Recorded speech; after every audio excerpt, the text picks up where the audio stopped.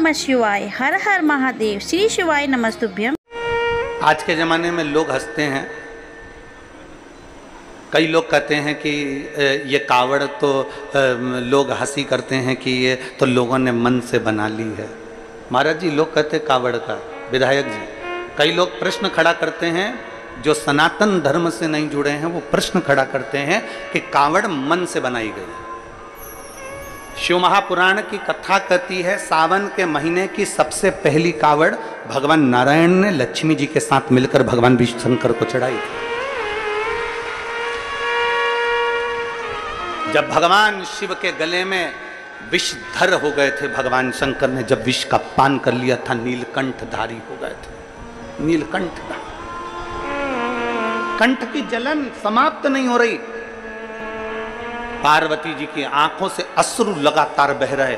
लक्ष्मी जी ने भगवान नारायण से कहा कि शिव जी ने दुनिया के लोगों को अमृत देने के लिए खुद ने विष का पान कर लिया है, उनका कंठ जल रहा है। शंकर कहते हैं, लक्ष्मी जी कहती हैं कुछ करिए। नारायण का 2 लोटा जल उठाकर नारायण तुरंत दौड़कर शिव जी के पास पहुंच गए।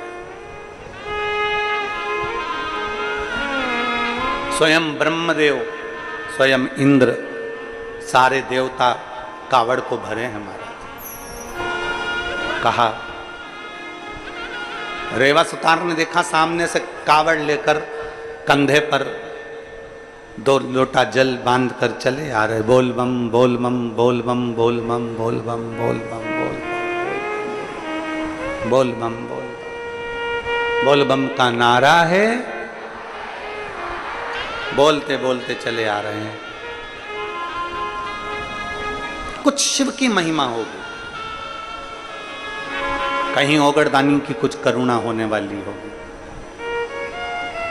कावड़िया चले चले आ रहे, 8-10 कावड़िया चले आ रहे। रेवा सुतार आवाज लगा रहा, द्वार बनवा लीजिए, खाट बनवा लीजिए, चौखट बनवा लीजिए, छत सुधरवा लीजिए। आवाज लगाते लगाते चले जा। 8-10 कावड़ियों में से एक कावड़िया रुका रेवा सुतार के पास में। रेवा सुतार कभी शिव के पास नहीं गए, रेवा सुतार कभी शंकर के मंदिर नहीं गया, रेवा सुतार कभी शिवालय नहीं गया, कभी शंकर के द्वार नहीं गया, कभी शंकर को 1 लोटा जल नहीं चढ़ाया। रेवा सुतार ने कभी शंकर का द्वार नहीं देखा, कभी अपने परिवार के भरण पोषण में लगे रहता। टाइम नहीं मिलता ना, कमाए कि भगवान के मंदिर जाए, बच्चों का पेट भरे कि भगवान के मंदिर जाए, पत्नी और बच्चों का भरण पोषण करे कि भगवान के मंदिर जाए।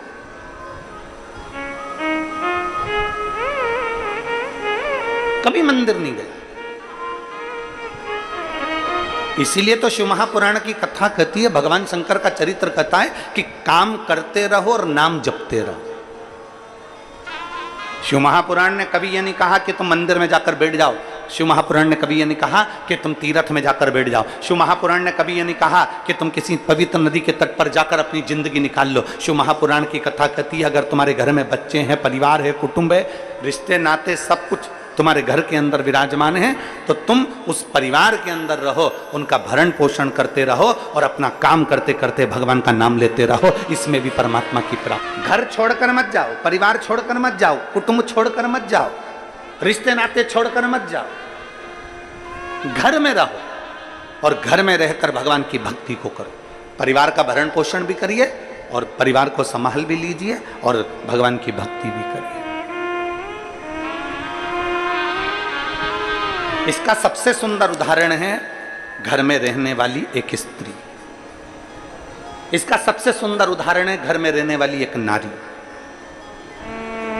पुरुष से ज्यादा स्त्री व्यस्त रहती है,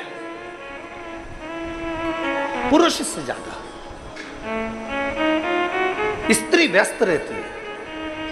सुबह से उठती है, पति की तो आंख नहीं खुलती, उससे पहले उठकर रसोई घर में चली जाती है।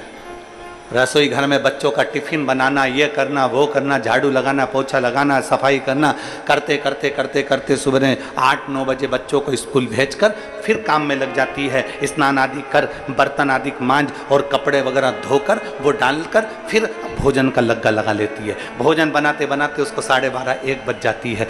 सबको भोजन करा देती है, फिर बाद में भोजन करती है। बर्तन जो बचते हैं उसको मांजने बैठ जाती है। करते करते 2 बज जाती है। थोड़ा सा समय मिला ना मिला, लेटी, आराम करा ना करा, कोई काम में लग गई, कुछ बीनने चुनने में लग गई, कोई त्यौहार आ गया तो कुछ बनाने में लग गई। करते करते शाम हो गई। शाम को फिर भोजन की तैयारी।